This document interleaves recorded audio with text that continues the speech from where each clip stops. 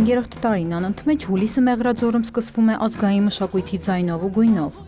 Այս անգամ էլ վարեվար ենք նախաձեռնության «Արի խաղանք, չուր իր գուն» խորագրի ներքո մեկտեղվելու են հայկական ծիսական խորհրդանշական կերպարները, ազգային խաղերի, երգի, պարի ու ծեսերի միջոցով կենթանացնելով ազգային մշակութային ավանդույթները։ Այս միջոցառումները ընդամենը միջոց են, գործիք են, որպեսզի մենք մարդկանց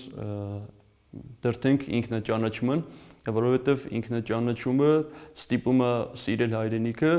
իսկ հայրենիքը սիրելը դրդում է մնացած քայլերին, այսինքն եւ չարտագաղթելուն եւ հայրենիքը շենացնելուն։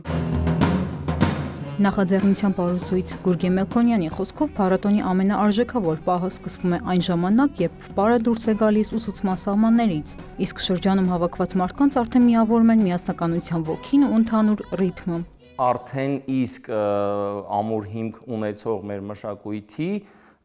ինտեգրումը քո կյանք, ոչ թե միայն լսելը, ոչ թե միայն տեսնելը ու այսպես ասած հեռավորությունից ծափ տալը, այլ արդեն դառնալ այդ պարաշրջանի, այդ ամբողջ կենցաղի ու այդ տեսակի ձևավորման օջախի մի մաս։ Կազմակերպության անդամների համոզմամբ նման նախաձեռնությունները գյուղերում նոր շունչ են հաղորդում ավանդույթներին, օգնելով մարդկանց վերագտնել իրենց մշակութային ինքնությունն ու կապ արմատների հետ։ Հենց բարերի ժամանակ էլ այդպես ձեռք-ձեռքի, ուսի բռնած այդ համայնքի գաղափարը ստեղծելով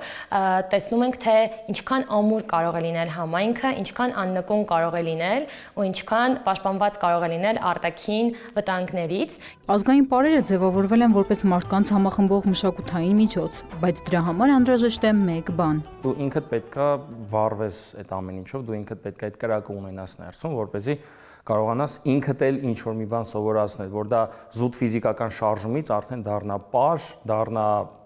ես ինստիտուտից մենք ինստիտուտի կայացումը։ Մշակույթը պահպանվում է այնքան ժամանակ, քանի դեռ այն ապրում է մարդկանց մեջ, իսկ երբ այդ ճանապարհին միանում են երգը, պարը եւ միասնական շունչը, ավանդույթները վերածվում են կենդանի պատմության, շարունակելով ապրել յուրաքանչյուր նոր սերնդի մեջ։